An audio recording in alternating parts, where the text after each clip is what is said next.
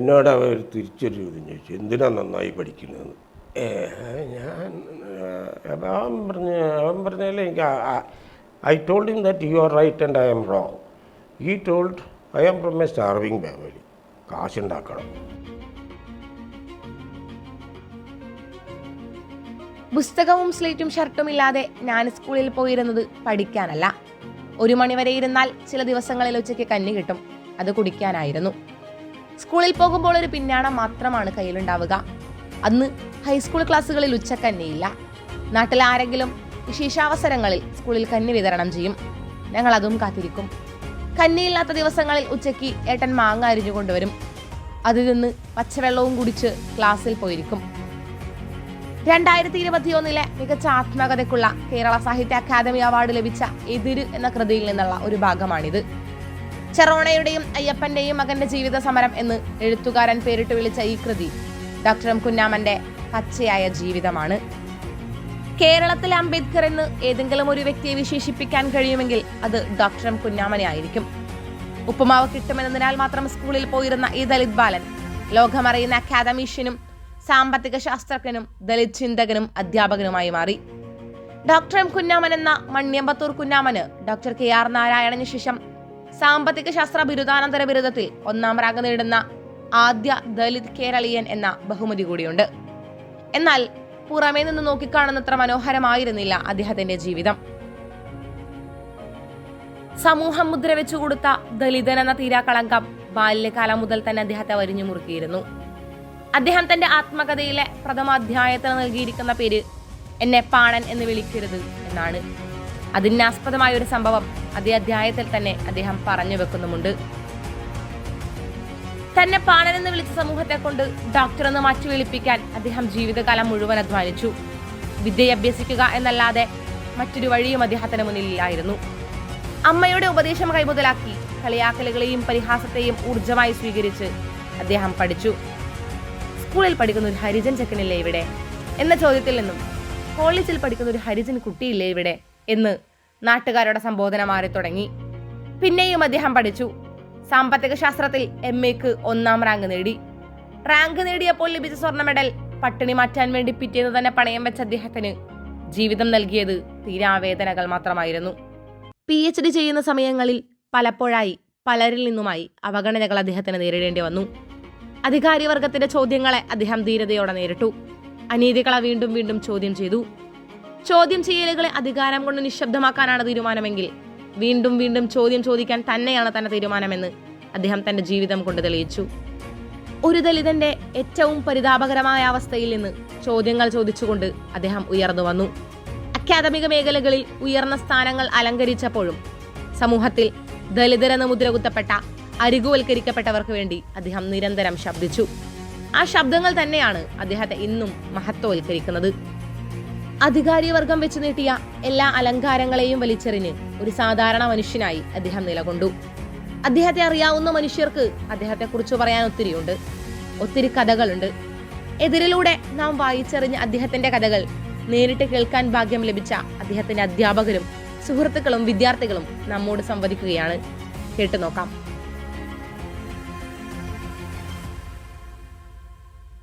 നമസ്കാരം sir. Doctor Kunjaman സാറുടെ ഒരു documentary നിർമ്മിക്കുന്നതായിട്ട് ബന്ധപ്പെട്ടിട്ട് അദ്ദേഹമായിട്ട് ബന്ധമുള്ള കുറച്ച് ആളുകളെ കാണുന്ന കൂട്ടത്തില് സാറെ കാണാൻ വേണ്ടി വന്നതാണ്. അപ്പോ സാറ് ഡോക്ടർ കുഞ്ഞാമൻ സാറുടെ അധ്യാപകനായിരുന്നല്ലോ. അദ്ദേഹത്തിന്റെ വിദ്യാർത്ഥി ജീവിതമായിട്ട് ബന്ധപ്പെട്ടിട്ട് സാറിനുള്ള ഓർമ്മകൾ എന്തൊക്കെയാണ്? ഇത് 70കളുടെ ആരംഭം. ഞാനിവിടെ 72-ലാണ്. ഗവൺമെന്റ് ചെറിയ കോളേജിൽ വന്നിരുന്ന 72. അന്ന് കുഞ്ഞാമൻ ഈ ക്ലാസ്സിൽ ഉള്ള ഒരു സ്റ്റുഡൻ്റാണ്. എൻ്റെ വ്യക്തമായ ഓർമ്മയിൽ അയാൾ MA ക്ലാസ്സിലുള്ള സമയത്താണ് ഞാൻ കൂടുതൽ കാണുന്നത്. കുഞ്ഞാമൻ എൻ്റെ 73 വയസ്സോ മറ്റോ ആണ് ഓർമ്മ. ക്ലാസ്സിലൊരു പ്രത്യേകമായിട്ടൊന്നുമില്ല. ക്ലാസ്സിൽ കുഞ്ഞാമൻ വേറൊരു ആളെന്നുള്ള മാതിരി ഇല്ല. ഒരു പഠിക്കാനുള്ള ജീനിയസ് ആണ് എന്നുള്ളതും കാണില്ല. എന്നാൽ അവന്റെ മുഖത്തില് ഒരുപാട് കാര്യങ്ങൾ പറയാനുള്ള ഒരാളാണെന്ന് ഇപ്പോഴും തോന്നാറുണ്ട്. കാരണം ക്ലാസ്സിൽ നമ്മൾക്ക് അധികം ഇന്ററാക്ഷൻസ് ഇല്ലാത്തതാണല്ലോ നമ്മുടെ ടീച്ചിങ് മെത്തേഡ്. ചിലപ്പോൾ എന്തെങ്കിലും ചോദ്യങ്ങളോ ഉത്തരങ്ങളുമായി ഞങ്ങൾ സംസാരിക്കും. അപ്പോഴൊക്കെ ഇവൻ എന്തെങ്കിലും ഉത്തരം പറയും. ആ ഉത്തരം പറയുന്നത് തന്നെ ഒരു സൂചനയായിരുന്നു ഇവൻ എന്തോ കണ്ടന്റ് ഉള്ള ഒരു കുട്ടിയാണ് പറയാൻ വേണ്ടിയിട്ട്. നമ്മളൊരു അധ്യാപകൻ എന്നുള്ള നിലയ്ക്ക് സംസാരിക്കാത്ത കുട്ടിയെയും നമ്മൾ കണ്ടെത്തും. സംസാരിക്കാത്ത കുട്ടിക്ക് എന്താണ് സംസാരിക്കാനുള്ളതെന്ന് നമ്മൾ മനസ്സിലാക്കും. ശരിക്കും ടീച്ചിങ് അതാണല്ലോ. ടീച്ചിങ് അങ്ങോട്ട് കൊടുക്കലല്ല എന്നുള്ള ഞാൻ വിശ്വസിച്ചിട്ടുള്ള ആളാണ്. ടീച്ചിങ് എന്ന് പറയുന്നത് ശരിക്ക് ടേക്ക് ഔട്ട് എന്നതാണ്, ഉള്ളിന്ന് എടുക്കുക. അങ്ങനെ കുറേ ശ്രമങ്ങളൊക്കെ നടത്തിയിട്ടുണ്ടായിരുന്നു.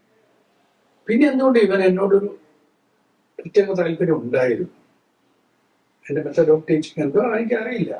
ആയിരിക്കണം, ഒരാൾ ഒന്ന് രണ്ടാ കണ്ടെത്തുന്നത് നമുക്ക് പറയാൻ വയ്ക്കല്ലോ. അപ്പൊ ഇവൻ വൈകുന്നേരങ്ങളിൽ ഒന്ന് രണ്ട് തവണ ഞാൻ വരട്ടെ ഒക്കെ ചോദിക്കും.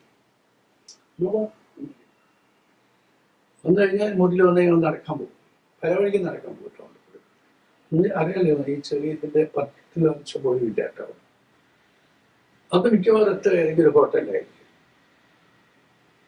അവിടുന്ന് ഭക്ഷണമൊക്കെ കഴിക്കും.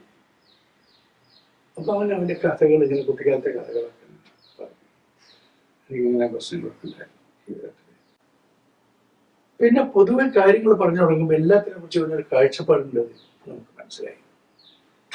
നല്ലൊരു വിഷൻ ഉണ്ട് കാര്യങ്ങളെ കുറിച്ച്.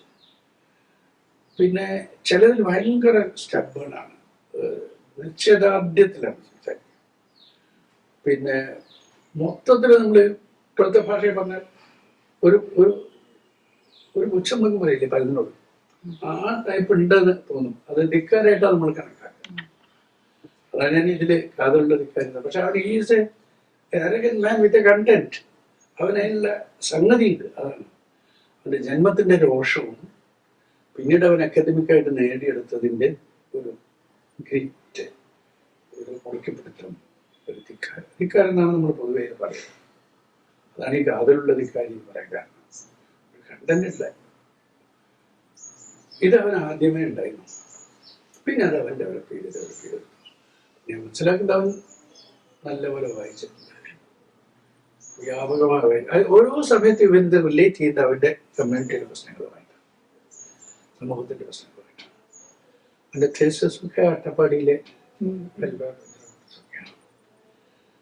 അതിലും അവൻ ഒരുപാട് അനുഭവിച്ചിട്ടുണ്ട് എന്നാണ് പറയുന്നത്. കാരണം അവിടെ ഒരു വലിയ ഫേമസ് ഇക്കോണമിസ്റ്റ് രാജിന്റെ അവൻ പറയുന്നുണ്ടായിരുന്നു. രാജിന് എനിക്കറിയാം, ഞാൻ അവിടെ ഉണ്ട്. അത് വാസ്തവത്തിൽ അത് പാടില്ലാത്തതാണ്. കാരണം അതിനെ പോലത്തെ ഒരാൾ മാർജിനിൽ സ്റ്റുപ്പിഡിനൊക്കെ എഴുതി വെച്ചു എന്നൊക്കെ പറഞ്ഞാൽ ശരിയല്ലല്ലോ. ആ കഥകളൊക്കെ ഞാൻ അങ്ങനെ കേട്ടുകൊണ്ടിരിക്കുകയായിരുന്നു. ഞാൻ അവിടെ ഇങ്ങനെ ഇടയ്ക്കിടയ്ക്ക് എനിക്ക് പോകുമ്പോൾ പലരും പറയും തൻ്റെ ശിഷ്യൻ അങ്ങനെയൊക്കെ ഉള്ള PhD അവിടെ കൂടെ ബുദ്ധിമുട്ടായി. പിന്നെ കൈവിട്ടു, പിന്നെ പറഞ്ഞ കൊടുത്തു. അവസാനം അത് പിന്നെ അതിൻ്റെ ഇടയിൽ എന്നോട് പറഞ്ഞ 1-2 പേരുണ്ട്. അവർ പിന്നീട് അതിൽ ഇടപെട്ട് അത് ശരിയാക്കിയതാണെന്നാണ് ഞാൻ മനസ്സിലാക്കിയത്. First class MA first class കിട്ടി, റാങ്ക് കിട്ടി, 1 റാങ്ക് കിട്ടിയിട്ട് പോലും നിയമനം വന്നില്ല. പറയുമ്പോൾ അന്ന് സർക്കാർ ഭരിക്കുന്നത് അന്ന് കൊടുത്തില്ല അവര്. പിന്നെ എല്ലാവരും വെറുതെ ഇങ്ങനെ അവഗണിച്ചു. എന്തുകൊണ്ടാണ് ഇപ്പൊ എല്ലാവരും ചോദിച്ചാൽ ജാതിയുടെ പേരിൽ അവഗണിച്ചാണോ എന്നൊക്കെ ചോദിച്ചാൽ എനിക്കറിയില്ല. ഞാനത് ആണെന്ന് പറയാൻ എനിക്ക് തെളിവില്ല. പക്ഷെ അതല്ലാത്തൊരു കാരണം ഞാൻ നോക്കിയിട്ട് കാണുന്നില്ല. ഈ കുട്ടിയെ 1 റാങ്ക് കിട്ടിയിട്ട് നിയമനം വന്നിട്ട് അവൻ എന്നാ പിന്നെ വേണമെങ്കിൽ റിസർവേഷനിൽ കൊടുക്കാന്നൊക്കെ പറഞ്ഞാൽ കുറെ ഇപ്പം ഇതിൻ്റെ ഒരു ഈ മരിച്ച സമയത്ത് ഞാൻ ഖത്തറിലാണ് മോൻ്റെ അടുത്ത് പോയി. അപ്പൊ അവൻ ഇതിലാണ് വിവരം അറിഞ്ഞത്. അദ്ദേഹം വന്നിട്ട് കാലഘട്ടത്തിൽ പറഞ്ഞില്ല ഉണ്ടായിരുന്നില്ല. പലരും എന്നെ വിളിച്ചിരുന്നു. എന്താ കുഞ്ഞാവൻ, എന്താ കുഞ്ഞാവൻ അറിയുന്നുണ്ട് വിളിച്ചിരുന്നു. എൻ്റെ ഇതിൽ നോക്കിയപ്പോഴും കുഞ്ഞാവനെ വിളിച്ചിട്ട് എനിക്കറിയില്ല. അവന് ചിലപ്പോൾ ഒരു വ്യക്തതാബോധം തോന്നിയിട്ടുണ്ടാവാം. ഞാൻ അത്യാവശ്യം ചെയ്യേണ്ടതൊക്കെ ചെയ്തു കഴിഞ്ഞു. എനിക്കെന്താ ചെയ്യാൻ? ഇനി വെറുതെ ഇങ്ങനെ നിന്ന് കേട്ടു. പിന്നെ ചില അസുഖങ്ങൾ ഉണ്ടായിരുന്നു എന്നാണ് കേട്ടത്. അപ്പൊ അതങ്ങനെ കഴിഞ്ഞു. പിന്നെ ഈ വാർത്ത വരുന്നു. വാർത്ത വന്നപ്പോഴേക്ക് പിന്നെ എല്ലാവരും പൊക്കിക്കൊണ്ടെടുക്കാൻ തുടങ്ങി. അതാണല്ലോ അതിന്റെ കുഴപ്പം. ഒരാളങ്ങോട്ട് മരിച്ചാൽ അയാൾക്ക് നാമവിശേഷണങ്ങൾ മഹാനായ, യോഗ്യനായ, ധീരശാലി ഇങ്ങനെ അങ്ങോട്ട് തുടങ്ങുന്നുണ്ട്. ഇയാൾ ഇതിൽ ഏതായിട്ട് ഇയാൾ ഇതൊക്കെ ആയിരുന്നു ആദ്യം. എന്നിട്ടും ഒരു ഗുണവും കണ്ടില്ലല്ലോ, ഒരു കൺസിഡറേഷൻ ആരെങ്കിലും കൊടുത്തില്ലല്ലോ. അന്ന് രാവിലെ തന്നെ രണ്ടാം പകൽ എന്താ കമൻ്റ് എന്ന് ദൈവത്തിന് അറിയാം, എന്താ പറയാനുള്ളത്. അപ്പോൾ അതിലൊരു നമ്മൾ ഈ മരിച്ചവരെ കുറിച്ച് പുകഴ്ത്താൻ മടുക്കന്മാരാ. ജീവിച്ചിരിക്കുന്ന കാലത്ത് ആർക്കതിലൊന്നും കൊടുക്കില്ല. കാരണം ആർക്ക് കിട്ടേണ്ട സാധനം എനിക്ക് കിട്ടിയാൽ തിരക്കില്ല എന്നുണ്ട്. ഒരു വൈസ് ചാൻസലർ പറഞ്ഞു അവനാണല്ലോ കൊടുക്കേണ്ടത്, എനിക്ക് വേണ്ട, അവനാരും പറയില്ല. പലപ്പോഴും അദ്ദേഹത്തിന് പല അംഗീകാരങ്ങളും കിട്ടിയിട്ടും വേണ്ട എന്ന് പറഞ്ഞിട്ട് വിട്ടെറിഞ്ഞു വന്നിട്ടുണ്ട്. അപ്പോ അതൊക്കെ എന്തുകൊണ്ടായിരിക്കും അങ്ങനെ ചെയ്തിട്ടുണ്ടാവാം? അവന് പലപ്പോഴും തോന്നിയിട്ടുള്ള ചില കാര്യങ്ങൾ അവൻ കൊണ്ടെടുക്കാൻ പറ്റാത്തതാണ്, അതവനറിയാം. പിന്നെ അങ്ങനെ ഒരുപാട് അംഗീകാരങ്ങളൊന്നും അവന് ആരും കൊടുത്തിട്ടില്ല. ഒന്ന് രണ്ട് അങ്ങനെ പറയുമ്പോ UGC എന്നൊക്കെ പറയുമ്പോ UGC അവിടെ പോയിട്ട് ആ കമ്മിറ്റി വഴക്ക് കൂടുന്ന ഒരു സ്വഭാവം ഉണ്ടായിരുന്നു. UGCയുടെ കമ്മിറ്റിയിൽ ഉണ്ടായിരുന്നു. അത് എന്തോ വഴക്ക് കൂടിയ കാരണം എന്താ കൃത്യമായിട്ട് എനിക്കറിയില്ല. അത് കഴിഞ്ഞിട്ട് രാജിവെച്ചുകൊണ്ട് പോകും. അങ്ങനെ വല്ലാതെ ഒരു സ്ഥലത്ത് ഒത്തു നിൽക്കില്ല. പിന്നെ അവന് ഈ ഒരു ടീച്ചിങ് ക്ലാസ് റൂം അങ്ങനെയായിട്ടേ മുന്നോട്ട് പോകും. അതാണ് ടെസ്റ്റിലൊക്കെ അവൻ നന്നായിട്ട് ഉണ്ടായിരുന്നു. പിന്നെ വൈസ് ചാൻസലറാക്കി കൊടുക്കുക, ഞാൻ ഇന്ന വൈസ് ചാൻസലർ ആക്കി തരാൻ വെച്ചാൽ നിനക്ക് യോഗ്യമൊന്നുമില്ല, ഞാൻ ആക്കി തരാന്നല്ലേ പൈസ അർത്ഥം. എനിക്ക് അങ്ങനെ അവതാരം വേണ്ട എന്ന് പറഞ്ഞു തെറ്റിട്ടാ പോകുന്നത്. പിന്നെ രാജനോട് എന്തോ പറഞ്ഞപ്പോഴും അതിൽ പറയുന്നുണ്ട് ബുക്കില്, എന്റെ പശ്ചാത്തലത്തിൽ നിന്നാണെന്ന് നിങ്ങൾ 10ാം ക്ലാസ് പാസ്സാവില്ല, നിങ്ങളെ ബാക്ക്ഗ്രൗണ്ടിൽ നിന്നാണെങ്കിൽ ഞാൻ നോബൽ സമ്മാനം വാങ്ങിയിട്ടുണ്ടാവും എന്ന് പറഞ്ഞു. പിന്നെ അയാൾ ശത്രുവിന് അധികം ഒന്നും വേണ്ടല്ലോ. അദ്ദേഹത്തിന്റെ എതിര് എന്ന് പറയുന്ന ഒരു പുസ്തകത്തിന് മികച്ച ആത്മകഥയ്ക്കുള്ള പുരസ്കാരം ലഭിച്ചിട്ടും വേണ്ട എന്നൊക്കെ പറഞ്ഞു വന്നിട്ടുണ്ടായിരുന്നല്ലോ. അതെ, അതിന്റെ കാരണം ഞാൻ കേട്ടത് ഒരു ദളിതന്റെ ആത്മകഥയല്ലേ, അപ്പം അത് കൊടുക്കാമല്ലോ എന്ന് ആരോ പറഞ്ഞതായി ഇവൻ അറിയുന്നു. പിന്നെ അവൻ പറഞ്ഞു ഞാനിത് എഴുതിയത് ആത്മകഥയല്ല, എൻ്റെ കാഴ്ചപ്പാട്. അതിൽ എൻ്റെ കുറച്ച് ചരിത്രം എൻ്റെ ജീവിതത്തിലുണ്ടെന്നല്ലാതെ ഞാനിത് ആത്മകഥയായിട്ട് അങ്ങനെ ആത്മകഥ ഉദ്ദേശിച്ച് എഴുതിയില്ല, അവൻ നേരിട്ട് എഴുതിയല്ല, പറഞ്ഞു കൊടുത്ത് എഴുതിച്ചാണ്. അപ്പൊ അതിനൊരു അവാർഡൊന്നും എനിക്ക് വേണ്ട. നാളെ പറയും ഞങ്ങൾ അവാർഡ് തന്നില്ല നിനക്ക് എന്ന് ചോദിക്കുമോ എന്ന് അവരൊരു തോന്നല്. എനിക്ക് വേണ്ട, അത് കഴിഞ്ഞില്ല. അക്കാദമികപരമായിട്ട് എക്കണോമിക്സിന് അദ്ദേഹം കൊടുത്തുള്ള സംഭാവനകളെ കുറിച്ച് എന്തൊക്കെയാണ്? എക്കണോമിക്സിന് അവൻ സംഭാവനിച്ചാൽ അവൻ തിയറിയിൽ നല്ല നോളജ് ഉണ്ടായിരുന്നു. മാർക്സിയൻ തിയറിയിലും ഇന്ത്യൻ ഇക്കോണമിയെ കുറിച്ചുള്ളതും പ്രത്യേകിച്ച് ഈ വീക്കർ സെക്ഷന്റെ പിന്നെ പിന്നോക്കാവസ്ഥയിലുള്ള കുറിച്ചും ആദിവാസികൾ, ഷെഡ്യൂൾ കാസ്റ്റ്, ഷെഡ്യൂൾ ട്രൈബ്, അത് ഗവൺമെന്റ് എടുത്ത നടപടികൾ, ആ നടപടികൾ നടപ്പിലാക്കാത്തതിൻ്റെ സാഹചര്യങ്ങൾ, അത് പിന്നെ പരാജയപ്പെട്ടത് കൊണ്ട് പൈസ ചെലവാക്കി വേസ്റ്റാക്കി പോയിട്ട് അങ്ങനെയുള്ള അതിനെക്കുറിച്ചൊക്കെ ഇതാണ് പഠിച്ചിട്ടുണ്ട്. അത് പഠനങ്ങൾ പുറത്തേക്ക് വയ്ക്കുകയും ചെയ്തിട്ടുണ്ട്. പക്ഷെ പല പഠനങ്ങളും പുറത്തേക്ക് വന്നിട്ടില്ല. അപ്പൊ ഈ നിങ്ങൾ പറയുന്ന ഈ തീസിസ് ഗവേഷണ പ്രബന്ധങ്ങൾ എന്നൊക്കെ പറഞ്ഞാൽ ആരും കാണുന്നില്ലേ, അടച്ചുകൂട്ടി അവിടേക്ക് ഈ എഴുതിയ ആൾക്ക് ഒരു ഗമാന്നല്ലാതെ ഒരു കാര്യമില്ല. അതുകൊണ്ട് പക്ഷെ അവൻ അക്കാദമിക് സൈഡിൽ അതുമായിട്ട് ബന്ധപ്പെട്ട് പലതും ചെയ്തിട്ടുണ്ട്. അവൻ്റെ പ്രധാന ഏരിയ അതുമായിരുന്നു. പല രംഗങ്ങളിലും അവൻ അതിനെക്കുറിച്ച് സംസാരിക്കുന്നു കിട്ടുന്നത്. ഇങ്ങനെയൊക്കെയുള്ള ഒരവസ്ഥയുടെ ഒരു പ്രതിനിധിയാണ് കുഞ്ഞാമൻ. പിന്നെ ജീവിതം എന്താ എങ്ങനെ അവസാനിപ്പെട്ടപ്പോൾ എന്തിനാ പിന്നെ ആത്മഹത്യ ചെയ്തത് എന്നൊക്കെ ചോദിച്ചാൽ ലെവർ മരിച്ച നിലയിൽ കണ്ടെത്തി എന്നാണ് പറയുന്നത് നമ്മള്. അപ്പൊ അവൻ ആത്മഹത്യ ചെയ്തു എന്ന് ഞാൻ പറയില്ല, അവൻ അവൻ്റെ ജീവിതത്തെ അവൻ്റെ ഇഷ്ടമുള്ള വഴിക്ക് കൊണ്ടുപോയി എന്നേ ഞാൻ പറയും. അപ്പൊ അവനെ ആർക്കും ഹത്യ ചെയ്യാൻ പറ്റാം, അവ ഇതല്ലേ ശരീരമല്ല എന്നാണ് ഞങ്ങളുടെ വിശ്വാസം. അപ്പൊ അവൻ്റെ ജീവിതം ഒരു അറ്റാക്ക് ഇനി മതി, ഒരു കാർ ഓടിച്ച് കുറച്ച് കഴിഞ്ഞാൽ നിർത്തിയിടാൻ തോന്നില്ലേ, അല്ലെങ്കിൽ വേണ്ട തോന്നില്ലേ, അത് വരെയും കരുതി വെച്ചാൽ അതവൻ്റെ ഒരു സറണ്ടറല്ല, കീഴടങ്ങലല്ല. അവൻ അവൻ്റെ ഒരു ഒരു സ്വേച്ഛയ്ക്കനുസരിച്ച് അവന്റെ ജീവിതം അവൻ മതി എന്ന് പറയുന്നു. അതും വേണമെങ്കിൽ ഒരു ആക്ടിവിസം ആവാം. ഒരു വലിയൊരു മെസ്സേജ് വിട്ടിട്ടാണ് പോയത്. അതുപോലെ തന്നെ കുഞ്ഞാമനും ഒന്നും പറയാനില്ല. ഓക്കെ, ഡോക്ടർ കുഞ്ഞാമൻ സാറുടെ ഡോക്യുമെന്ററി പ്രദർശനമായിട്ട് ബന്ധപ്പെട്ട് അതിലേക്ക് കണ്ടന്റ് ശേഖരിക്കുന്നതിന് വേണ്ടിയിട്ട് ഡോക്ടർ കുഞ്ഞാമൻ സാറുമായിട്ട് ബന്ധമുള്ള ഒരുപാട് പേരെ കാണുന്ന കൂട്ടത്തിൽ സാറേയും കാണാൻ വേണ്ടി വന്നതാണ്. അപ്പോൾ ഡോക്ടർ കുഞ്ഞാമൻ സാറുടെ അധ്യാപകനായിരുന്നല്ലോ താൻ. അപ്പോൾ വിദ്യാർത്ഥി ജീവിതത്തിൽ അദ്ദേഹത്തെ കുറിച്ചിട്ടുള്ള ഓർമ്മകൾ എന്തൊക്കെയാണ്? ഞാൻ പാലക്കാട് 1972 ജാനുവരി 11 തീയതിയാണ് അധ്യാപകനായി യോജി. 74 ഡിസംബർ അവസാനം വരെ വളരെ അടുത്ത ബന്ധമായിരിക്കും. കോളേജിൽ പഠിപ്പിക്കുന്ന കാലത്ത് കോളേജിൽ പഠിക്കുന്ന ഒരു ലോഡ്ജിൽ ആണ് ഞാൻ താമസിക്കുന്നത്. ആ ലോഡ്ജിൽ നിത്യ സന്ദർശകനായിരുന്നു ഞാൻ. കുഞ്ഞാമനെ സംബന്ധിച്ചിടത്തോളം ഒരുതരം ഇൻഫീരിയോറിറ്റി കോംപ്ലക്സ് അന്ന് തുടങ്ങി എനിക്ക് കാണാൻ കഴിയും.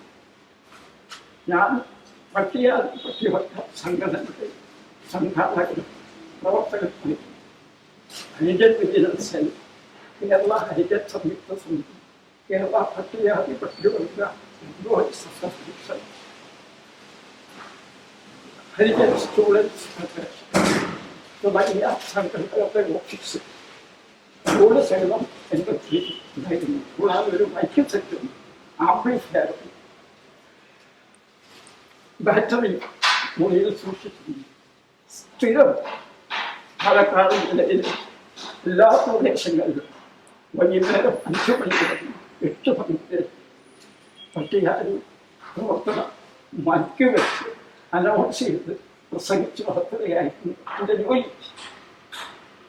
കുഞ്ഞാമന് എൻ്റെ പ്രവർത്തന ശൈലി വളരെയധികം ഇഷ്ടപ്പെട്ടു. അപ്പോൾ അദ്ദേഹത്തിനുണ്ടായിരുന്ന സംശയങ്ങൾ ദൂരീകരിക്കാൻ സ്ഥിരം എൻ്റെ കയ്യിൽ വന്നു.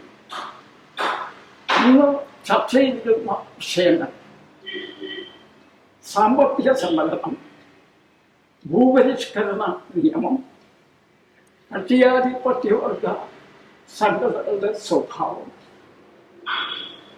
കൂടാതെ അയിത്തം, ഈ വിഷയങ്ങളെപ്പറ്റി വളരെ ഗഹനമായിട്ട് സംസാരിക്കുകയും പരസ്പരം അഭിപ്രായങ്ങൾ കൈമാറുകയും ചെയ്തു. സ്വാഭാവികമായിട്ടും അത് ഞങ്ങളുടെ അടിത്തട്ടിലുള്ള ജനങ്ങളുടെ വികാരങ്ങളും പ്രശ്നങ്ങളും മനസ്സിലാക്കാൻ സഹായിച്ചിരുന്നു എന്ന് വേണം ചിന്തിക്കാം. കൂടാതെ കുഞ്ഞാമന് 1ാം ക്ലാസ്സോടുകൂടി MA റാങ്കിൽ കിട്ടിയപ്പോൾ കുഞ്ഞാമൻ സ്വർണ്ണ നൽകി സ്വീകരണം ഏർപ്പെടുത്തിയത് ഞാൻ ചെയർമാനായിട്ടുള്ള കമ്മിറ്റിയാണ്. അതൊരു ഗംഭീര സ്വീകരണമായിരുന്നു. 2 മന്ത്രിമാരും TK Divakaran, MN ഗോവിന്ദനാണ്. TK ദിവാകരനാണ്. TK Divakaran അന്നത്തെ പൊതുമരാമത്ത് വകുപ്പ്, MN ഗോവിന്ദനായ വൈദ്യുതി മന്ത്രി. ഈ 2 മന്ത്രിമാരും യോഗത്തിൽ പങ്കെടുത്തു. TK ദിവാകരനാണ് ഞാൻ സ്വർണ്ണ നൽകിയത്. ഈ പണം വലിയ മാറിയെടുത്തു കച്ചവടക്കാരിൽ നിന്ന് പിടിച്ചു ഉണ്ടാക്കി. 50 രൂപ 2 രൂപ വലിയ തുകയാണ്. അതിനുശേഷം ആ യോഗത്തിൽ, സ്വീകരണ യോഗത്തിൽ അധ്യക്ഷത വഹിച്ചത് മുനിസിപ്പൽ ചെയർമാൻ ലക്ഷ്മി നാരായണൻ. മുഖ്യ പ്രസംഗം നടത്തിയത് അന്നത്തെ ഒറ്റപ്പാല സഹപ്രവർത്തകർ VK ശിവാനന്ദൻ ആണ്. കൂടാതെ വിക്ടോറിയ കോളേജിലെ അന്നത്തെ പ്രിൻസിപ്പൽ അനന്തനാരായിരുന്നു. നിലവിലുണ്ടായിരുന്ന പ്രിൻസിപ്പൽ ഡോക്ടർ S ഹരിഹരൻ, നിരവധി പേർ അനുമോദന യോഗത്തിൽ പങ്കെടുത്തു. ഈ ഒരു സ്വീകരണം മാത്രമേ, ഈ ഒരു സമ്മേളനം മാത്രമേ കുഞ്ഞാമനെ അനുവദിച്ചു കിട്ടിയിട്ടുള്ളൂ.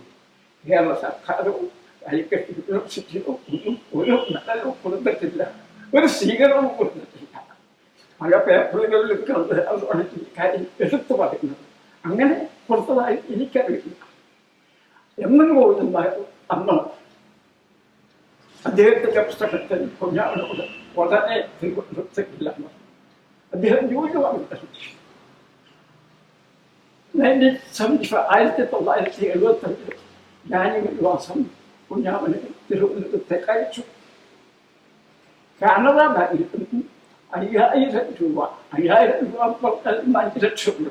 5 ലക്ഷമുണ്ട്. ഒരാൾക്കും ജീവിക്കാൻ പരമാവധി 2 രൂപ, ഒരു ദിവസം ജീവിക്കാൻ എല്ലാവർക്കും 5000 രൂപ വളരെ വായ്പയായിട്ട് ആ തുകയും കൊണ്ടാണ് കുഞ്ഞാവൻ പോയത്. ഇതാണ് ചുരുക്കി പറഞ്ഞാൽ കുഞ്ഞാവനക്ക് ആ യാത്രയാണ് കുഞ്ഞാവനെ ഇന്നത്തെ കുഞ്ഞാവനെ മാറ്റിയത്. അവിടെ ചെന്ന് പട്ടികജാതി വകുപ്പിൽ റിസർച്ച് അസിസ്റ്റന്റായിട്ട് റിസർച്ച് ഓഫീസറായിട്ട് കിട്ടിയിരുന്നു. അന്ന് കേരള യൂണിവേഴ്സിറ്റിയിൽ അധ്യാപകനായിട്ട് ചേർന്നു. തുടർന്ന് അവസാന കാലം ടാറ്റ ഇൻസ്റ്റിറ്റ്യൂട്ടിലേക്ക് പോയി. ദിവസമല്ല ആഴ്ചയിൽ ഒരിക്കൽ കുഞ്ഞാവനുമായി സ്ഥിര സമ്പർക്കം നൽകി. അവിടെ നടക്കുന്ന എല്ലാ തകർപ്പും ആ കാലത്ത് കുഞ്ഞാവൻ വിളിച്ചിരുന്നു. CDS-മായിട്ട് തുടങ്ങിയ കാര്യം, രാജായിട്ട് തുടങ്ങിയ കാര്യം, വൈദ്യകാരായിട്ട് തുടങ്ങിയ കാര്യം, തുടങ്ങിയ കാര്യം, ഇന്നത്തെ PhD അംഗീകരിക്കാത്ത കാര്യം, ഒടുവിൽ കുസാറ്റിൽ പോയിട്ട് PhD എടുത്ത കാര്യം ഇതെല്ലാം പറഞ്ഞിട്ടുണ്ട്. മരിക്കുന്നതിന് ഒരാഴ്ച മുമ്പ് എന്നോട് കുഞ്ഞാവൻ മാഷെ ഞാനൊരു പരാജയമായി, എനിക്ക് മാഷിനോടൊപ്പം വളരാൻ സാധിച്ചില്ല. ഞാൻ ഒരിക്കലും എൻ്റെ അത്ര വളരാൻ കഴിയില്ല. എനിക്ക് 80 വയസ്സായി, കുഞ്ഞാവൊരു 72. അപ്പോൾ വളരെ അതല്ല ഞാൻ ഉദ്ദേശിച്ചത്. എനിക്ക് സമൂഹത്തിന് വേണ്ടി ഒന്നും ചെയ്യാൻ സാധിക്കും. സമൂഹത്തെ വേണ്ടി ചെയ്യാൻ ഇനി സമയമുണ്ടല്ലോ. ജീവിതത്തിലായിരിക്കും ഇനിയുള്ള കാലം ഞാൻ ഇത് ചെയ്യുക. തന്നെ കുഞ്ഞുമൊക്കെയുണ്ട്. ഇതായിരുന്നു കുഞ്ഞാവൻ്റെ പരാതി. ഒരു പരാതി ഒരാഴ്ച മുമ്പ് എന്നോട് പറഞ്ഞു. ഇതുണ്ടോ സാർ പറഞ്ഞിരുന്നല്ലോ, KR നാരായണന് ശേഷം നമ്മൾക്ക് കേട്ടിട്ടുള്ള ഒരുപാട് പത്രങ്ങളിലൊക്കെ എഴുതിയിട്ടുള്ള ഒരു കാര്യമാണ്. KR നാരായണന് ശേഷം സാമ്പത്തിക ശാസ്ത്ര MA ഒന്നാം റാങ്ക് ലഭിക്കുന്ന ആദ്യ ദളിത് വിദ്യാർത്ഥിയാണ് ഡോക്ടർ കുഞ്ഞാമൻ. ഒരു അധ്യാപകൻ എന്നുള്ള നിലയിൽ സാർ അത് പ്രതീക്ഷിച്ചിരുന്നു? അല്ലെങ്കിൽ റാങ്ക് കിട്ടിയപ്പോൾ ഉണ്ടായ ഒരു ചിന്തകൾ എന്തൊക്കെയായിരുന്നു? കുഞ്ഞാമൻ ഉന്നതങ്ങളിൽ എത്തുമ്പോൾ എനിക്ക് നല്ല താല്പര്യം. ആത്മബന്ധം ഉണ്ടായി. യൂണിവേഴ്സിറ്റിയിൽ ഇന്റർവ്യൂവിന് 1ാം റാങ്ക് കിട്ടിയപ്പോൾ ജോലി വിഷയത്തെ കാര്യം പിന്നെ അല്ലാതെ അനച്ചിരുന്നു. അസാംഗി കിട്ടിയിട്ട് പട്ടികജാതിക്കാർക്ക് സീറ്റല്ല 1ാം റാങ്കുകാരന് യൂണിവേഴ്സിറ്റി നിഷേധിച്ചത് സർക്കാരിൻ്റെ അടിച്ചമർത്തപ്പെട്ട വർഗത്തോടുള്ള സമീപനമാണ് വ്യക്തമാക്കുന്നത്. കാല് പിടിച്ച കാര്യങ്ങളൊന്നും ഒരുപാട് ആരെയും കാല് പിടിച്ച് കാര്യത്തെ ശ്രമിച്ചിട്ടുണ്ടെങ്കിൽ എത്രയോ ഉയരങ്ങളിലെത്തുമായിരുന്നു.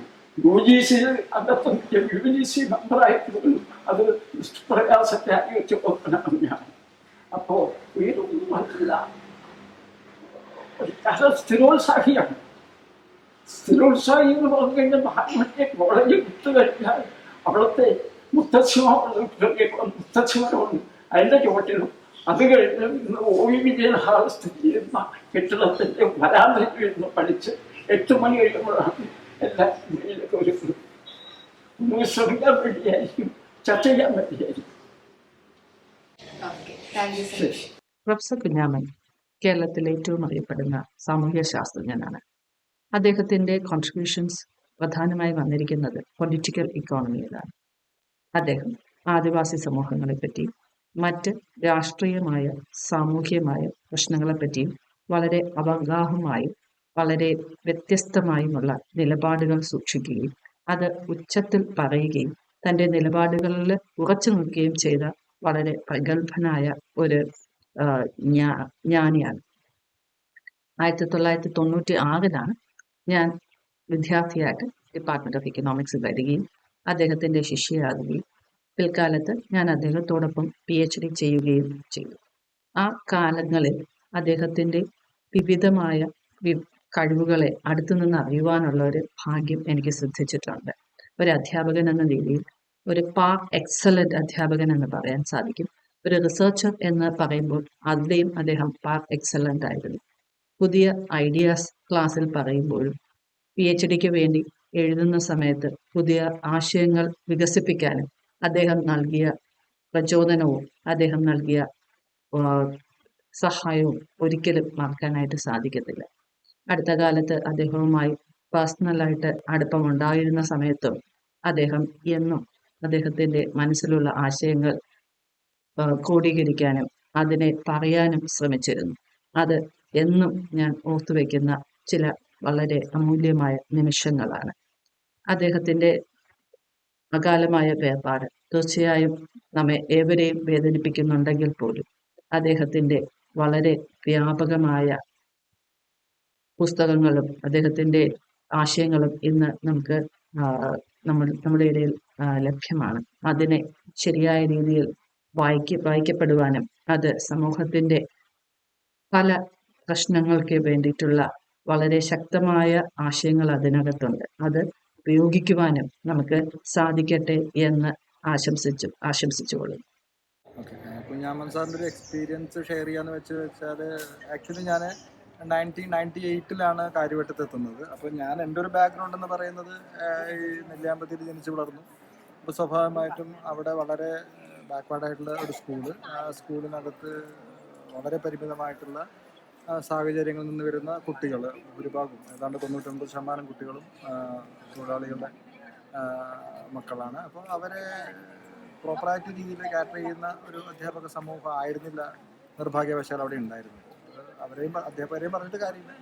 അപ്പോൾ ആ അധ്യാപക സങ്കല്പം കഴിഞ്ഞ് പിന്നെ വിക്ടോറിയയിലേക്ക് വരുന്നു, പിന്നെ ചിറ്റൂർ കഴിയുന്നു. അവിടെയൊക്കെ തന്നെ ഒരു പരിധിവരെ വിദ്യാർത്ഥി എന്ന് പറയുന്നത് അധ്യാപകനോട് വളരെ സബ്മിസീവായിട്ട് പെരുമാറേണ്ട ഒരാളാണെന്നും ഒരു വലിയൊരു ഹയറാർക്കി വിദ്യാർത്ഥിക്കിടയിലും അധ്യാപകർക്കിടയിലും ഉണ്ടെന്നുള്ളൊരു തോന്നൽ അല്ലെങ്കിൽ ഒരു ബോധ്യം എനിക്കുണ്ടായി വന്നിട്ടുണ്ട്. അപ്പോൾ ആ ഒരു ബോധ്യത്തോടു കൂടിയാണ് ഞാൻ കാര്യവട്ടത്ത് എത്തുന്നത്. കാര്യവട്ടത്ത് സോഷ്യൽ സയൻസ് വിഭാഗം, സോഷ്യൽ സയൻസിൻ്റെ രീതിയിലല്ല, സോഷ്യൽ സയൻസുമായി ബന്ധപ്പെട്ട പ്രധാനപ്പെട്ട 4 സബ്ജക്റ്റുകൾ ആ കാലഘട്ടങ്ങളിൽ ഒരേ കെട്ടിടത്തിലാണ് പ്രവർത്തിച്ചിരുന്നത്. ഒന്ന് ഹിസ്റ്ററി, മറ്റൊന്ന് ഇക്കണോമിക്സ്, മൂന്നാമത് പൊളിറ്റിക്കൽ സയൻസ്, നാലാമത് സോഷ്യോളജി. അപ്പോൾ ഈ ഇക്കണോമിക്സിൻ്റെ മുകൾ നിലയിലായിരുന്നു ഹിസ്റ്ററി പ്രവർത്തിച്ചിരുന്നത്. അപ്പോൾ എനിക്ക് ട്രിവാൻഡ്രം എന്ന് പറയുന്നത് അത്രയ്ക്ക് പരിചിതമല്ലാത്തൊരു സ്ഥലമായതുകൊണ്ടും അവിടെ ആ കാലഘട്ടങ്ങളിൽ വിവിധ ഡിപ്പാർട്ട്മെൻറ്റുകളായിട്ട് പ്രവർത്തിച്ചിരുന്ന ആളുകളൊക്കെ തന്നെ കേരളത്തിലെ അല്ലെങ്കിൽ ഇന്ത്യയിൽ തന്നെ അറിയപ്പെടുന്ന ആളുകളായതുകൊണ്ടും തന്നെ ആ ഒരു സാഹചര്യമായിട്ട് പൊരുത്തപ്പെടാനും എനിക്ക് വലിയ ബുദ്ധിമുട്ടുണ്ടായിരുന്നു. എന്നിട്ട് ഹിസ്റ്ററിയിലൊക്കെ തന്നെ ഞങ്ങളുടെ അന്നുണ്ടായിരുന്നത് എനിക്കൊന്ന് കാലിക്കറ്റ് യൂണിവേഴ്സിറ്റിയുടെ VC ആയിരുന്ന TK രവീന്ദ്രൻ മാഷ് ജസ്റ്റ് റിട്ടയർ ചെയ്തിട്ടുള്ളൂ. കേരള ഹിസ്റ്ററിയുമായി ബന്ധപ്പെട്ട് വലിയ രീതിയിലുള്ളൊരു കോൺട്രിബ്യൂഷൻസ് ഒക്കെ നടത്തിയ KK കുസുമ സാറ് അപ്പോൾ HOD ആയിരുന്നു. പിന്നെ എക്കണോമിക്സിൽ തന്നെ കുഞ്ഞാമൻ സാറെ കൂടാതെ തന്നെ പ്രകാശ് മാഷ്, ഇപ്പോൾ തന്നെ ഈ പളങ്ങിത്തോടുമായി ബന്ധപ്പെട്ടൊക്കെ തന്നെ പ്രവർത്തിക്കുന്ന പ്രകാശ് മാഷൊക്കെ ഉണ്ടായിരുന്നു. അപ്പോൾ അങ്ങനെ മറ്റേ പൊളിറ്റിക്കൽ സയൻസിൽ സെൻട്രൽ യൂണിവേഴ്സിറ്റിയുടെ VC ആയിരുന്ന ഗോപകുമാർ സാറ്, അങ്ങനെ വലിയ വളരെ പ്രശസ്തരായ ആളുകളായിരുന്നു അപ്പോൾ ഉണ്ടായിരുന്നത്. അപ്പോൾ ഇവരെ നമ്മൾ വളരെ അത്ഭുതത്തോടെയാണ് നോക്കിക്കണ്ടിരുന്നത്. കുഞ്ഞാമൻ സാറ് ആ സമയത്ത് തന്നെ നമ്മൾ അങ്ങനെ നോട്ടീസ് ചെയ്യുന്ന അല്ലെങ്കിൽ അങ്ങനെ നോട്ടീസ് ചെയ്യപ്പെടാൻ ശ്രദ്ധിക്കപ്പെടാൻ പറ്റുന്ന ഒരു സാഹചര്യത്തിന് മുമ്പ് തന്നെ വളരെ ഇൻട്രോവേർട്ടായിട്ടാണ് നമുക്ക് തോന്നുന്നത്. ഇപ്പോൾ നേരത്തെ ഞാൻ പറഞ്ഞ പോലെ തന്നെ നമ്മൾ അധ്യാപകരെന്ന് പറയുമ്പോൾ തന്നെ എല്ലാ തരത്തിലും ജ്ഞാനപരമായിട്ടും അല്ലാതെയൊക്കെ തന്നെ വിദ്യാർത്ഥികളുടെ മേലിൽ എന്തോ ഒരു മേൽക്കൈയുള്ള ഒരു ഭാഗം ആളുകളാണെന്നൊരു തോന്നലിൽ നമ്മൾ അവിടെ ഇടപെടുമ്പോൾ കുട്ടികളുടെ മുഖത്ത് പോലും ഞാൻ പലപ്പോഴും ഹിസ്റ്ററി ഡിപ്പാർട്ട്മെൻറ്റിലേക്ക് മുകളിലേക്ക് കയറിപ്പോകുമ്പോൾ സാറും ചിലപ്പോൾ താഴേക്ക് വരികയായിരിക്കും. പക്ഷേ കയറിപ്പോകുന്ന ഒരാളുടെ മുഖത്ത് പോലും സാറ് നോക്കില്ല. ഒരു വളരെ അന്തർമുഖനായിട്ട് എനിക്ക് അന്ന് തന്നെ തോന്നിയത്. പിന്നീട് ഹോസ്റ്റലിൽ ഇക്കണോമിക്സുമായി ബന്ധപ്പെട്ട് പഠനങ്ങൾ നടത്തിയിട്ടുള്ള ആളുകളുമായിട്ടൊക്കെ തന്നെ നമ്മുടെ ഡിപ്പാർട്ട്മെൻറ്റ് തലത്തിലുള്ള കാര്യങ്ങളൊക്കെ ഷെയർ ചെയ്യുമ്പോഴാണ് കുഞ്ഞാമൻ സാറെ നമ്മൾ ശ്രദ്ധിക്കപ്പെടുന്നത്. അപ്പോൾ പിന്നെ അവർ നമ്മുടെ റൂംമേറ്റ്സും അല്ലെങ്കിൽ നമ്മുടെ ബാച്ച്മേറ്റ്സൊക്കെ തന്നെ എക്കണോമിക്സ് പഠിപ്പിക്കുന്ന ബാച്ച്മേറ്റ്സൊക്കെ തന്നെ ഇങ്ങനൊരു കഥാപാത്രം ഉണ്ടെന്നും ശരിക്കും പരിചയപ്പെടേണ്ടതാണെന്നും നമ്മുടെ അധ്യാപക സങ്കല്പങ്ങളിൽ നിന്ന് തീർത്തും വ്യത്യസ്തനായ ഒരാളാണെന്നൊക്കെ അങ്ങനെ പറഞ്ഞതിൻ്റെ അടിസ്ഥാനത്തിൽ പിന്നെ അങ്ങനെ ഒരു റീഡിങ് വരുന്നു. അപ്പോഴൊന്നും കുഞ്ഞാമൻ സാറെ നമ്മൾ റെഗുലറായിട്ട് കാണുന്നുണ്ട്, പക്ഷേ നമ്മൾ അങ്ങനെ ശ്രദ്ധിക്കുന്നൊന്നുമില്ല. പിന്നെ ഒരു ദിവസം കണ്ട് ഞാൻ ഇങ്ങനെ എനിക്ക് തോന്നുന്നു എനിക്കൊരു സെമിനാർ ഡിപ്പാർട്ട്മെൻ്റ് ഒരു സെമിനാർ കിട്ടി. എനിക്ക് മിഡീവൽ ഇന്ത്യൻ എക്കണോമിയെക്കുറിച്ചും മറ്റുമായിരുന്നു. അപ്പോൾ ഇതുമായി ബന്ധപ്പെട്ട് ഒന്ന് രണ്ട് കാര്യങ്ങൾ അന്വേഷിക്കാൻ വേണ്ടിയിട്ട് ഞാൻ എക്കണോമിക്സിൽ കുഞ്ഞമ്മദ് സാറെ കാണാൻ പോവാണ്. ആദ്യമായിട്ട് ശരിക്കും സംസാരിക്കുന്നത് അന്നാണ്. അപ്പോൾ അദ്ദേഹത്തിൻ്റെ ക്യാബിനിലേക്ക് കയറി പോകുന്നു. ക്യാബിനിലേക്ക് കയറി പോകുമ്പോൾ ഇദ്ദേഹം കസേരയിൽ ഇങ്ങനെ ചാഞ്ഞിരിക്കുന്നുണ്ട്, കാല് രണ്ടും ടേബിളിൻ്റെ മുകളിൽ കയറ്റി വെച്ചിരിക്കുകയാണ്. അപ്പോൾ നമ്മൾ സ്വാഭാവികമായിട്ട് അധ്യാപകരെ അങ്ങനെ കാണാറില്ലല്ലോ. പിന്നെ ഇപ്പോൾ വൺസ് ഒരാൾ കയറി വന്നാൽ പോലും പെട്ടെന്ന് മുകളിൽ കയറ്റി വെച്ച കാലം സ്വാഭാവികമായിട്ടും ആളുകൾ താഴെ ഇടും. അതൊരു മര്യാദകേടായിട്ടാണ് നമ്മൾ പൊതുവെ നമുക്ക് പെട്ടെന്ന് ഫീൽ ചെയ്യാറ്. പക്ഷേ ഞാൻ ഈ പറയുന്ന ഡോറ് തുറന്ന് കയറിയിട്ട് ഗുഡ് മോർണിംഗ് സാർ എന്ന് പറയുന്നുണ്ട്.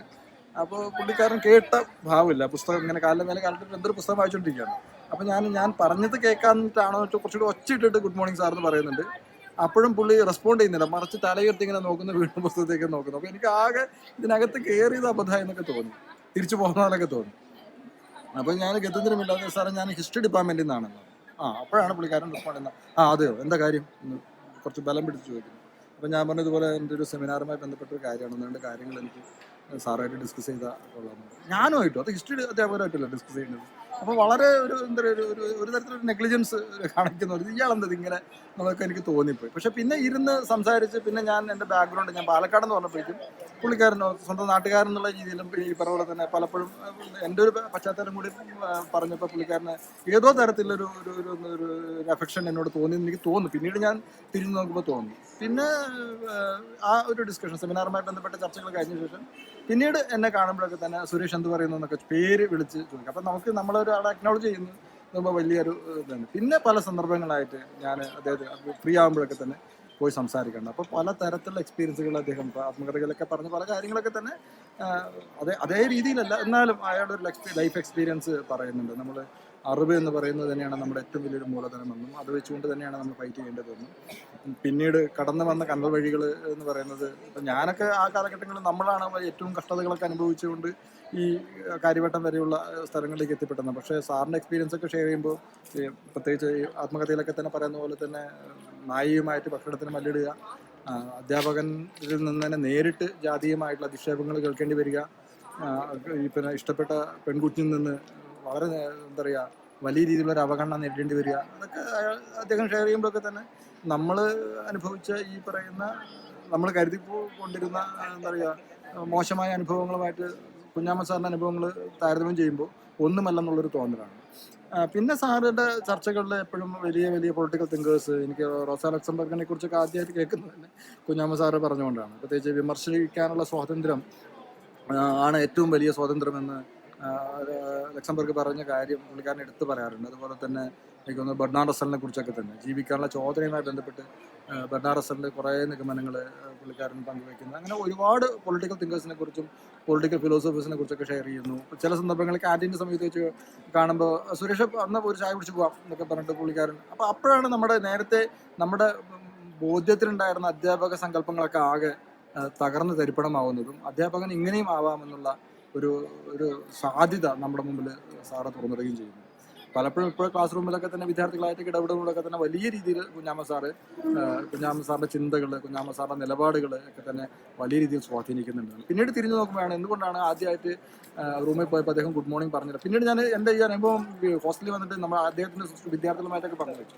അപ്പോഴാണ് ഗുഡ് മോർണിംഗ് ഒരു തരത്തിലും ഇഷ്ടപ്പെടാത്ത ഒരാളാണ്. അതായത് ഈ ഔപചാരികതകൾ, പ്രത്യേകിച്ച് ജാട കലർന്ന ഔപചാരികതകളെ അത്രമേൽ അവഗണിച്ച ഒരു അധ്യാപകൻ വേറെ ആളില്ല. അപ്പോൾ ആ ഒരർത്ഥത്തിലാണ് പുള്ളിക്കാരൻ ആ ഗുഡ് മോർണിംഗ് ഒരു വിലയും കൽപ്പിക്കാതിരുന്നതെന്ന് പിന്നീട് എനിക്ക് ബോധ്യപ്പെട്ടു. പിന്നെ പ്രത്യേകം ശ്രദ്ധിക്കുന്നുണ്ട് ഞാൻ കുഞ്ഞാമ്മ സാറെ കാണുമ്പോഴെങ്കിലും മിനിമം ഗുഡ് മോർണിംഗ് പറയാതിരിക്കാനുള്ളത്. ഇപ്പോഴും ക്ലാസ് മുറികളിൽ ചെല്ലുമ്പോൾ കുട്ടികൾ ഗുഡ് മോർണിംഗ് പറയുമ്പോൾ കുഞ്ഞാമ്മ സാറിന് എന്ത് വികാരമാണോ തോന്നിയിരുന്നത് ആ തരത്തിലുള്ള വികാരങ്ങൾ എനിക്ക് ഇപ്പോഴും ഉണ്ടാവാറുള്ളത്. പിന്നെ ആ 2000 എന്തൊക്കെ ആകുമ്പോഴേക്കും നല്ല ബന്ധം കുഞ്ഞാമ്മ സാറായിട്ട് ഉണ്ടാക്കിയെടുക്കാൻ സാധിച്ചു. വലിയ രീതിയിൽ സാറ് പഠനത്തിന് നൽകേണ്ട പ്രാധാന്യത്തെ സംബന്ധിച്ച്, വായനയ്ക്ക് നൽകേണ്ട പ്രാധാന്യത്തെ സംബന്ധിച്ചൊക്കെ തന്നെ നിരന്തരം പറയാറുണ്ടായിരുന്നു. സാറിൻ്റെ CDSുമായി ബന്ധപ്പെട്ട എക്സ്പീരിയൻസ്, KN രാജിനെ പോലുള്ള സ്റ്റോൾ വാട്സിനെയൊക്കെ തന്നെ വിമർശിക്കാൻ അദ്ദേഹം യാതൊരു മടിയും സങ്കോചവും ഉണ്ടായില്ല എന്നുള്ളതൊക്കെ നമുക്ക് കേൾക്കുമ്പോൾ തന്നെ നമ്മൾ അത്ഭുതപ്പെടുന്ന കാര്യമാണ്. പിന്നീട് പല സന്ദർഭങ്ങളായിട്ട് KP കണ്ണനെ പോലുള്ള ആളുകളൊക്കെ തന്നെ ഇൻ്റർവ്യൂവിലൊക്കെ തന്നെ കുഞ്ഞാമ്മ സാറ് ആ വിദ്യാർത്ഥി ജീവിത കാലഘട്ടങ്ങളിൽ തന്നെ അധ്യാപകരെന്ന നിലയിൽ അവർക്ക് വലിയൊരു വെല്ലുവിളിയായിരുന്നു എന്ന് പറയുമ്പോൾ നമുക്കറിയാം കുഞ്ഞാമ്മ സാറിൻ്റെ ഒരു അക്കാഡമിക് പൊട്ടൻഷ്യൽ. ഞാൻ 2000 അവിടെ നിന്ന് കാര്യവട്ടത്തിൽ നിന്ന് തിരിച്ചു വന്ന ശേഷം 2001 കുറച്ച് കാലഘട്ടങ്ങളൊക്കെ തന്നെ റിസർച്ച് ഹോസ്റ്റലൊക്കെ തന്നെ പോയിരുന്നു. അപ്പോഴൊക്കെ തന്നെ കുഞ്ഞാമ്മ സാറ് അദ്ദേഹത്തിൻ്റെ വ്യക്തി ജീവിതവുമായി ബന്ധപ്പെട്ട് ഒരുപാട് സ്ട്രഗിളിലായിരുന്നു. പ്രത്യേകിച്ച് ആ മോളുടെ വയ്യായിക സാറിന് വല്ലാതെ അലട്ടിയിരുന്നു. ഒരു സന്ദർഭത്തിൽ കുഞ്ഞാമ്മ സാറ് വളരെ പതുക്കെ നടക്കുന്ന ഒരാളായിരുന്നു. കയ്യിലൊരു ബ്രീഫ് കേസ് അല്ലെങ്കിൽ ഒരു തുകൽസഞ്ചി ഉണ്ടാവും.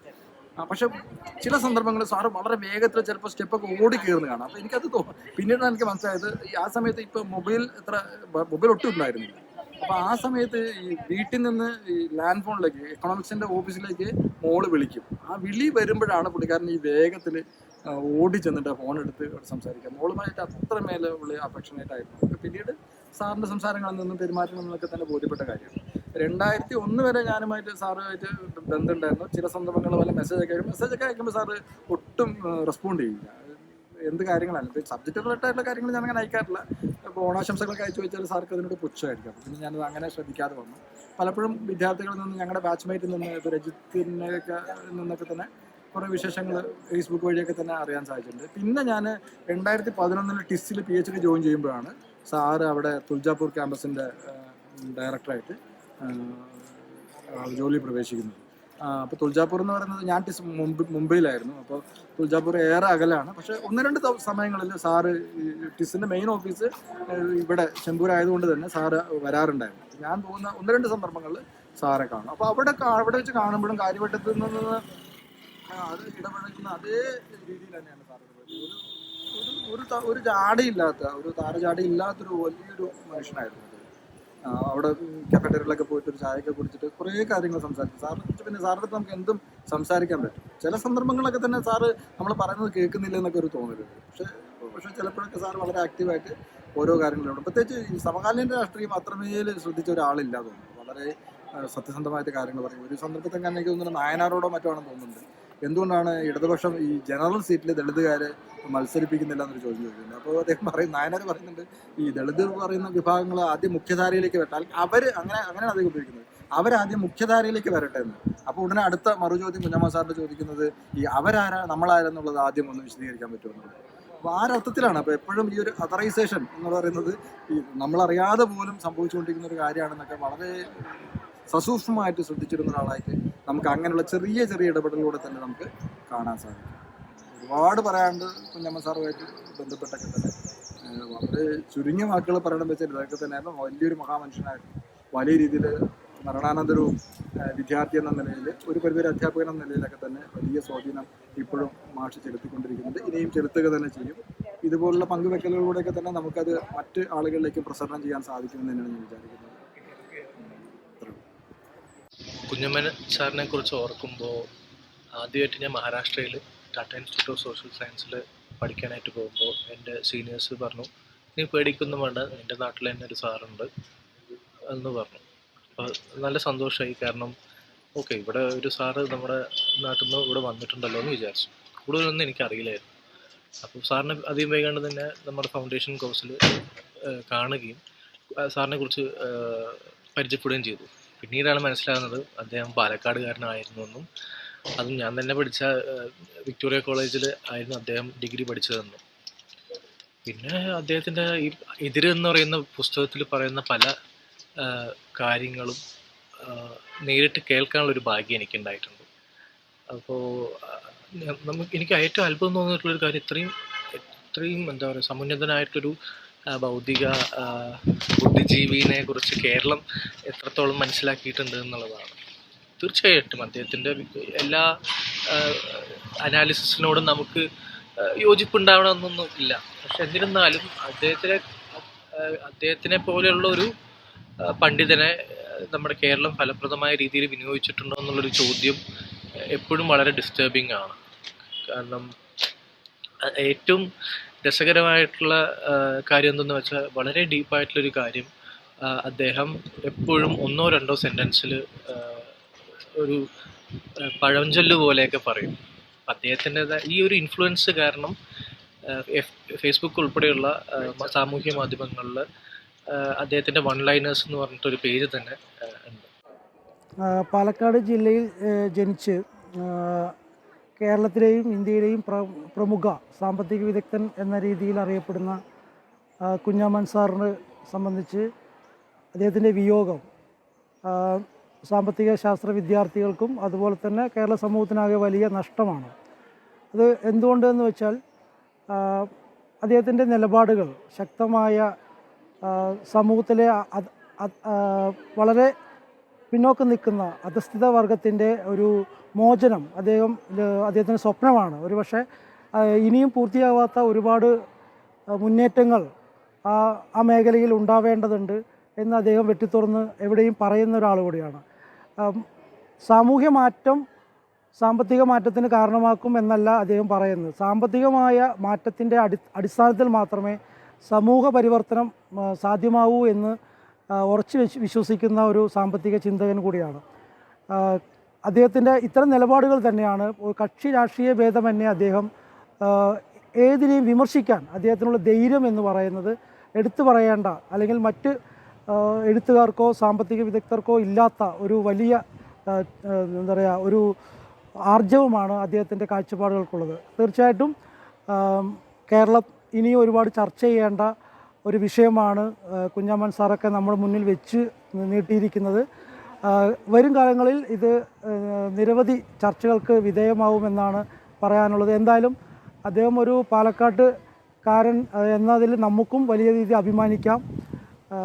ദളിത് സാമ്പത്തിക ശാസ്ത്രം എന്ന രീതിയിൽ തന്നെ സാമ്പത്തിക ശാസ്ത്രത്തിന് വന്നുകൊണ്ടിരിക്കുന്ന പുതിയ മാറ്റങ്ങൾ ഈ ഒരു ഗണത്തിൽ കൂടി ഉൾപ്പെട്ടുകൊണ്ട് അത്തരം ദളിത് സാമ്പത്തിക ശാസ്ത്ര ചിന്തകളിൽ കുഞ്ഞാമൻ സാറിൻ്റെ ആശയങ്ങൾ ലോകം ഇനിയും കേൾക്കും, അത് ഉറപ്പുണ്ട്. കാരണം അതാണ് അദ്ദേഹം നമ്മോട് പറഞ്ഞു വെച്ചിട്ടുള്ള ആശയങ്ങൾ. തീർച്ചയായിട്ടും അദ്ദേഹത്തെ നമ്മൾ ഓർക്കുന്നതും ഇതുപോലെയുള്ള ചർച്ചകൾ സംഘടിപ്പിക്കുന്നതൊക്കെ അദ്ദേഹത്തിൻ്റെ ആശയ പ്രചാരണത്തിന് ഉപകരിക്കുമെന്ന് വിശ്വസിക്കുന്നു. നന്ദി. എതിരെ എന്ന ആത്മകഥയിലൂടെയാണ് ഡോക്ടർ കുഞ്ഞാമൻ സാറെക്കുറിച്ച് ഞാൻ ആദ്യമായി അറിയുന്നത്. ആ പുസ്തകത്തിൻ്റെ പേര് തന്നെയാണ് എന്നെ അതിലേക്ക് കൂടുതൽ ആകർഷിച്ചതും. പുസ്തകം വായിച്ചു കഴിഞ്ഞപ്പോഴേക്കും അദ്ദേഹത്തെക്കുറിച്ച് കൂടുതൽ അറിയണമെന്ന് തോന്നി. ദളിതനായി ജനിച്ചതിൻ്റെ പേരിൽ തൻ്റെ ജീവിതത്തിൽ അനുഭവിക്കാവുന്നതിൻ്റെ പരമാവധി അനുഭവിച്ചു തീർത്തൊരു മനുഷ്യൻ. ഒരു നേരത്തെ ഭക്ഷണത്തിന് വേണ്ടി ഒരു നായയുമായി തല്ലുകൂടേണ്ടി വരുന്ന അവസ്ഥ. 2 പട്ടികൾ കഞ്ഞിക്ക് വേണ്ടി മത്സരിക്കുന്നു എന്ന് അദ്ദേഹം അതിനെ വിശേഷിപ്പിക്കുമ്പോൾ തൻ്റെ ജീവിതത്തിലുടനീളം എന്തുമാത്രം കഷ്ടപ്പാടുകൾ അനുഭവിച്ചു കാണുമെന്ന് നമുക്ക് മനസ്സിലാക്കാം. ഒരു നേരത്തെ ഭക്ഷണത്തിന് വേണ്ടി സ്കൂളിൽ പോയ വിദ്യാർത്ഥി തൻ്റെ ആത്മാഭിമാനത്തെ ചോദ്യം ചെയ്യപ്പെട്ടുകൊണ്ട് പഠിക്കേണ്ടി വരുമ്പോൾ നേരിടേണ്ടി വന്നത് സവർണ അധികാരവർഗത്തിൻ്റെ നിഷേധങ്ങളെയാണ്. അർഹിച്ചതുപോലും നൽകാതെ അദ്ദേഹത്തെ പരമാവധി ഇല്ലാതാക്കാൻ അവർ ശ്രമിച്ചു. 1ാം റാങ്ക് ലഭിച്ചിട്ട് പോലും അദ്ദേഹത്തിന് പരിഗണന ലഭിക്കാതെ പോയത് ദളിതരോട് നമ്മുടെ സമൂഹം കാണിക്കുന്ന അവഗണന എന്തുമാത്രമെന്ന് മനസ്സിലാകുന്നു. കാരണങ്ങളൊന്നുമില്ലാതെ അപമാനം ഏറ്റുവാങ്ങാനുള്ള ചോരയും നീരും വറ്റിയ ഉണക്ക ശരീരങ്ങൾ മാത്രമായിരുന്നു അന്ന് ഞങ്ങളെന്ന് അദ്ദേഹം പറഞ്ഞത് വെറുതെയാണോ? അസാമാന്യ അക്കാദമീഷ്യനും അധ്യാപകനും സാമ്പത്തിക വിദഗ്ധനുമായ ഡോക്ടർ കുഞ്ഞാമൻ ഇനിയും വായിക്കപ്പെടണം. അതുപോലെ ഇപ്പോഴും അവഗണനകൾ ഏറ്റുവാങ്ങുന്ന മനുഷ്യ വിഭാഗങ്ങൾ നമുക്കിടയിലുണ്ട്.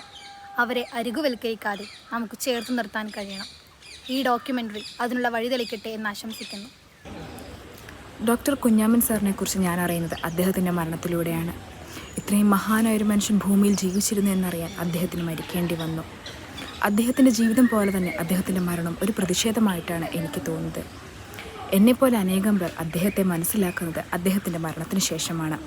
ജീവിതത്തിൽ ഒരുപാട് പ്രതിസന്ധികളിലൂടെ കടന്നുപോയി ഇത്രയൊക്കെ നേടിയിട്ടും പ്രബുദ്ധനെന്ന് നാം വിശേഷിപ്പിക്കപ്പെടുന്ന ഈ കേരള സമൂഹം അദ്ദേഹത്തിന് അർഹിക്കേണ്ട പദവി നൽകിയിട്ടില്ല.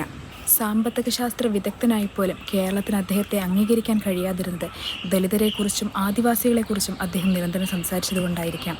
അതറൈസേഷനെക്കുറിച്ചുള്ള അദ്ദേഹത്തിൻ്റെ നിലപാടുകൾ എന്നും എന്നെ അത്ഭുതപ്പെടുത്തിയിരുന്നു. അദ്ദേഹത്തിൻ്റെ നിലപാടുകളാണ് അദ്ദേഹത്തെ മാറ്റി നിർത്തിയതെങ്കിൽ അതേ നിലപാടുകൾ നമുക്കും ഉണ്ടായിരിക്കണം. ഡോക്ടർ കുഞ്ഞാമനെ അനുസ്മരിക്കുക എന്നത് തന്നെ ഒരു വലിയ വിപ്ലവമാണ്. ഇനിയും അധികാരികളുടെ നെറുകേടിനെതിരെ സംസാരിക്കുന്ന ശബ്ദമുയർത്തുന്ന കുഞ്ഞാമന്മാർ ഇനിയും ഉണ്ടാവട്ടെ. അതിനി ഉപകരിക്കട്ടെ ഈ ഡോക്യുമെൻ്ററി. ജന്മം കൊണ്ട് മാറ്റി നിർത്തപ്പെട്ട മനുഷ്യർക്കു വേണ്ടി നിരന്തരം ശബ്ദിച്ച, അവരുടെ ഉന്നമനത്തിന് വേണ്ടി പ്രവർത്തിച്ച ഡോക്ടർ എം കുഞ്ഞാമന്റെ ജീവിതം നമുക്കും മാതൃകയാവണം. രോഹിത് വെമുലയുടെ ആത്മഹത്യാക്കുറിപ്പിൽ എഴുതിവെച്ച എന്റെ ജന്മമാണ് എന്റെ ശാപമെന്ന ജീവന്റെ വിലയുള്ള വരികൾ ഇനി ആവർത്തിക്കാതിരിക്കട്ടെ. ഇനിയും ഒരുപാട് കുഞ്ഞാമന്മാർ ഉയർന്നു വരട്ടെ.